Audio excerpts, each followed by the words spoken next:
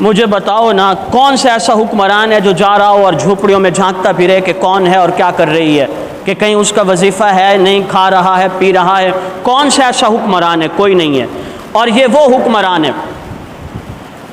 انسان تو انسان۔ حضرت عمر رضی اللہ تعالیٰ عنہ بچے کے رونے کو برداشت نہیں کرتے تھے۔ جہاں پر میری حکومت ہے وہاں پر کوئی بچہ بھی اگر رویا،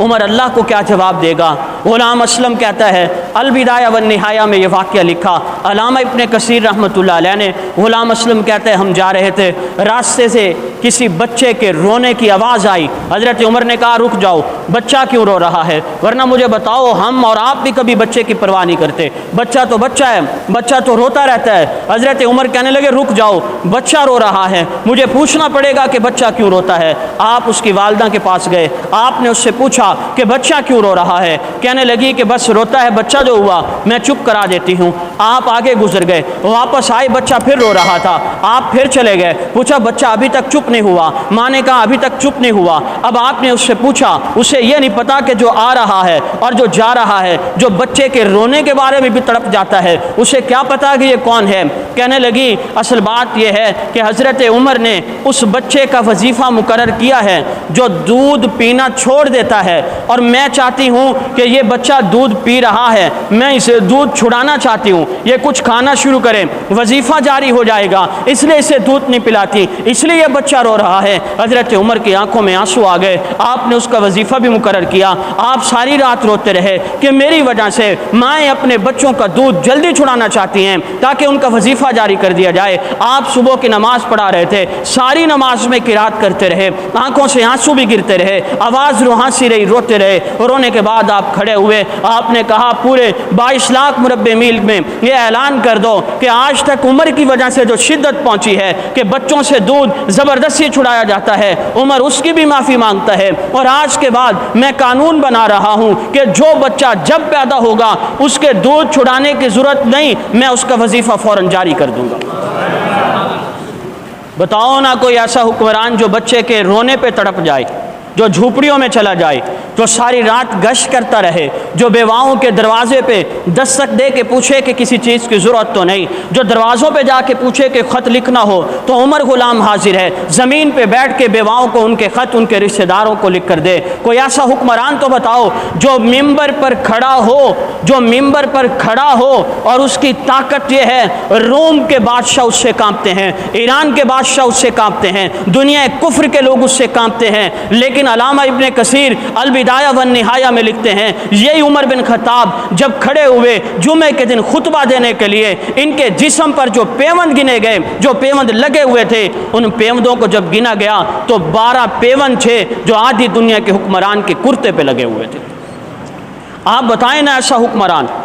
آدھی دنیا کا حکمران ہو اور 12 پیوند لگے ہوئے ہیں کرتے پہ، آدھی دنیا کا حکمران ہو، کھانا بالکل کم کر دے، کمزور پہ کمزور ہوتا رہے، آدھی دنیا کا حکمران ہو، ساری رات گشت کرتا رہے کہ کسی کو کوئی پریشانی تو نہیں، آدھی دنیا کا حکمران ہو، اور لباس پھٹا ہوا پہنے، آدھی دنیا کا حکمران ہو اور اس کا جو لباس ہو وہ بھی پھٹا ہوا، اور جو پگڑی باندھے وہ بھی پھٹی ہوئی، اور جو جوتی پہنے وہ بھی ٹوٹی ہوئی، آدھی دنیا کا حکمران ہو، اسی پھٹے ہوئے لباس کے ساتھ، پھٹی ہوئی پگڑی کے ساتھ، ٹوٹی ہوئی جوتی کے ساتھ بیت المقدس کو بھی فتح کرتا ہے، اسی حلیے کے ساتھ کیسر روم کے پاس جاتا ہے، روم کو فتح کرتا ہے، کسرا ایران کی اینٹ سے اینٹ بجاتا ہے، حتیٰ کہ آدھی دنیا پر اسلام کا نظام نافذ کر دیتا ہے۔ آج کا تو عام آدمی بھی پھٹا ہوا لباس نہیں پہنتا،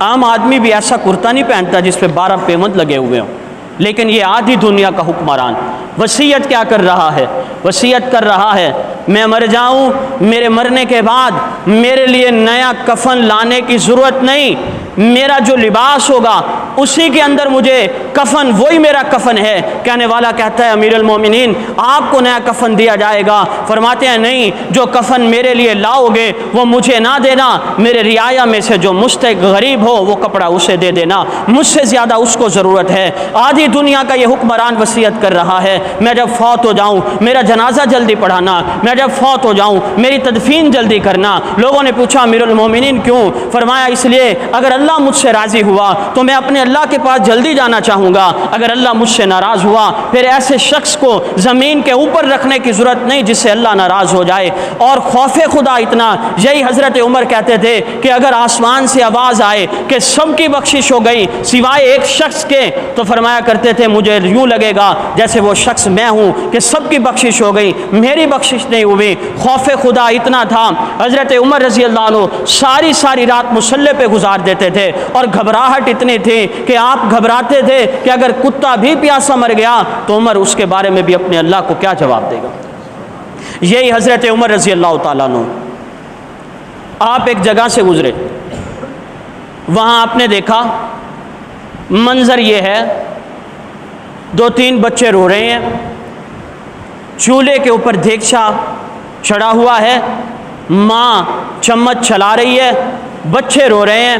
آپ نے دیکھا، آپ رکے، لیکن آپ کو بات یہ سمجھ میں آئی کھانا ماں پکا رہی ہے، کھانے کو ابھی دیر ہے، بچے اس لیے رو رہے ہیں۔ آپ چلے گئے، آپ واپس آئے، منظر ابھی بھی وہی ہے، آپ آگے چلے گئے، پھر واپس آئے، منظر ابھی بھی وہی ہے۔ حضرت عمر کو خوف پیدا ہوا کہ کوئی گڑبڑ ہے، آگے بڑھے، آپ نے اس خاتون سے پوچھا بچے کیوں رو رہے ہیں، دیگچی میں کیا ہے؟ اسے یہ نہیں پتا کہ سامنے کھڑا ہونے والا کون ہے، اسے کیا پتا۔ آپ آگے بڑھتے ہیں، سوال کرتے ہیں، وہ جواب دیتی ہے کہ یہ جو دیگچی ہے اس کے اندر صرف پانی ہے، خالی چمچ ہلا رہی ہوں، بچوں کا دل بہلا رہی ہوں، بچے بھوکے ہیں، میرے پاس کھلانے کے لیے کچھ نہیں۔ حضرت عمر تڑپ اٹھے، آنکھ سے آنسو نکلے۔ عمر کی حکومت بھی ہے اور نظام یہ ہے کہ یہاں بچے بھی لگ رہے ہیں، بچے تڑپ رہے ہیں، ماں سسک رہی ہے۔ آپ بیت المال میں گئے، سامان کھانے پینے کا اٹھایا، کندھے پہ ڈالا، آئے اور اسے دیا، صرف دیا نہیں بلکہ برتن میں کھانا پکایا۔ پکانے کے بعد غلام اسلم کہتا ہے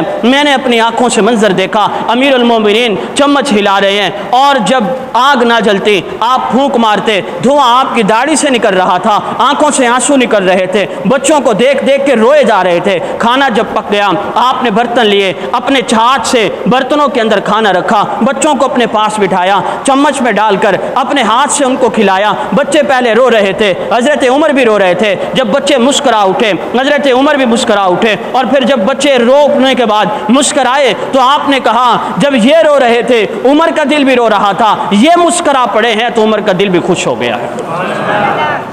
بتاؤ نا مجھے ایسے 22 لاکھ مربع میل کا حکمران ہو جس نے اپنی زندگی غربت والی گزاری ہو لیکن اپنے رعایا کے لیے سب کچھ نچھاور کر دیا ہو،